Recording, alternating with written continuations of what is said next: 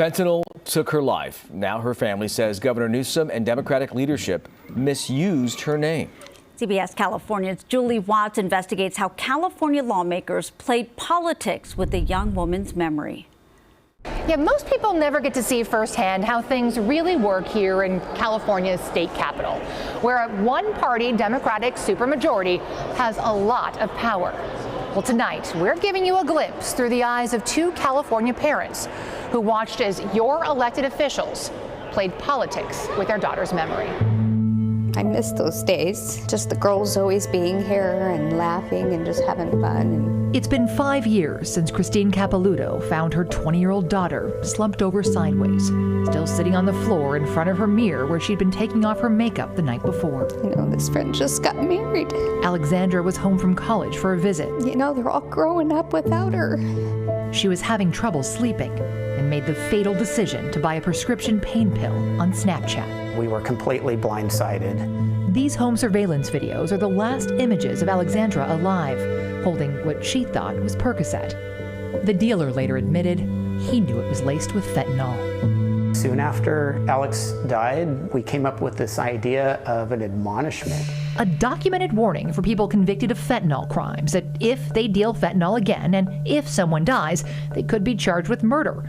It was intended to mirror the warning drunk drivers get when they're convicted of a DUI, credited with dramatically decreasing drunk driving deaths. In order to hold a drug dealer accountable for a death, you have to prove that they were aware of those dangers. They named their warning Alexandra's Law. Good morning. Alexandra's parents just wanted to save others from the same fate.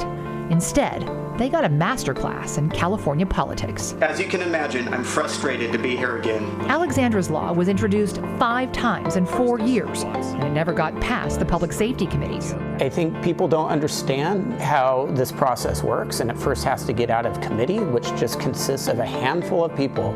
I will continue to not be supporting this bill tonight.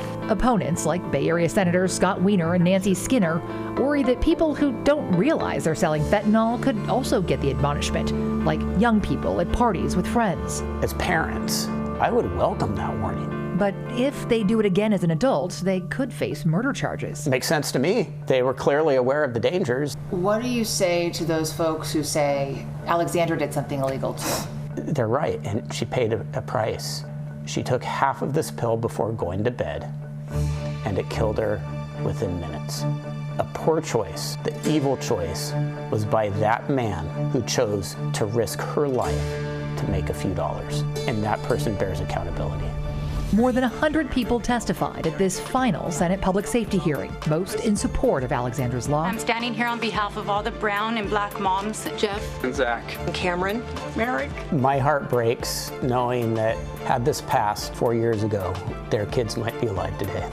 In a show of bipartisan support, 22 senators, both Republican and Democrat, signed on as co-authors, along with dozens more from the Assembly. If we could have got it to the floor for a vote, it would have passed. But first, it had to get through these 4 senators on a committee that killed Alexandra's Law before.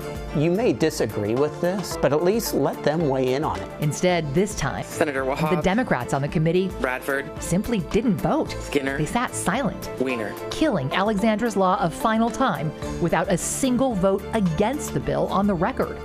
Senator Aisha Wahab, the committee chair, wasn't even there.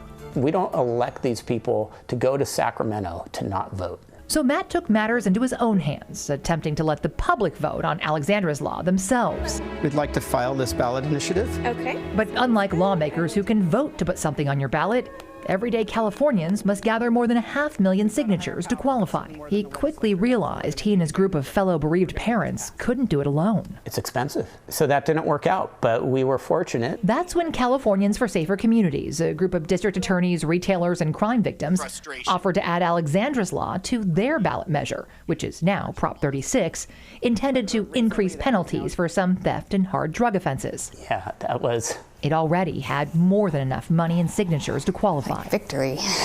Yeah, finally something going our way. But the victory was short-lived. I don't think there's a need to have it on the ballot. The governor fought hard to keep Prop 36 off the ballot, arguing lawmakers should decide on these policies, not voters. I think it's a better approach to governing. Then Alexandra's parents watched. It's disgusting. As the governor and Democratic leaders I defiled my daughter. used their daughter's name. There's a fake Alexandra's Law. Newsom and Democratic leaders introduced a competing ballot measure with a different version of Alexandra's Law, intended to kill the real Alexandra's Law already in Prop 36. No one here, not the governor, not the author, no one from the majority party had the courage to call Matt and ask him if you could use her name in this language. There were audible gasps among lawmakers on the assembly floor when Placer County Assemblyman Joe Patterson revealed leadership had never asked permission to use Alexandra's name. We've been trying to get an interview with you. This is Senator Wahab, the chair of the Public Safety Committee that killed the real Alexandra's Law without a vote. Then she included Alexandra's name without permission in the bill she authored for the governor's ballot measure. I know. So just quick question. Did you know that the governor added Alexandra's Law to your bill, Senator, without asking her parents' permission? She declined multiple interview requests and refused to speak with us at the Capitol. And when the sergeant passed her our note on the Senate floor, which is how reporters can request interviews during floor session, she handed it back and then added her name to a short list of senators who refused to take cards on the floor. You know, what I've been able to see firsthand is just how there's an abuse of power. Alexandra's parents believe the decision to play politics with their daughter's memory Hi, Matt. My name is Dana Williamson. I'm Governor Newsom's chief of staff. came from the very top. I just called to apologize that we didn't reach out to you about the Alexandria's Law. Mispronouncing Alexandra's name only added insult to injury.